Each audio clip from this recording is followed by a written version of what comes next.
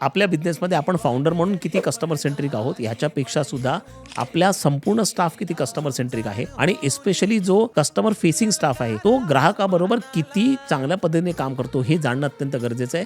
आणि केवळ तो माणूस नाही तर सगळ्या सिस्टीम्स प्रोसेसेस या कस्टमरला कन्सिस्टंटली त्या प्रकारची सर्व्हिस देतात की नाहीत हे जाणणं अत्यंत गरजेचं आहे. आपण साधी गोष्ट बघा ना, आपण एखाद्या ओलामध्ये बसलो तर ओलामध्ये कन्सिस्टंटली आपल्याला जर का चांगला फीडबॅक नाही आला, ड्रायव्हर नीट वागत नसेल, आपल्याला प्रत्येक वेळी सुट्ट्या पैशासाठी चणचण होत असेल किंवा रूट्स वेगळे येत असतील किंवा गाड्या चांगल्या नसतील तर at one point of time आपण ती सर्व्हिस सोडून देऊ, आपण ओला सोडून दुसरीकडे शिफ्ट होऊ त्यांच्या कॉम्प्युटरकडे.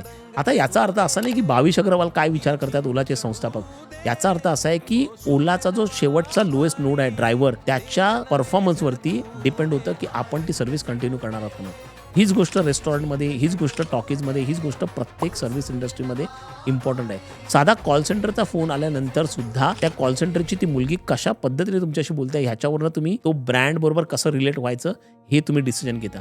त्यामुळे ही कस्टमर सेंट्रिसिटी प्रत्येकामध्ये येणं अत्यंत गरजेचं आहे.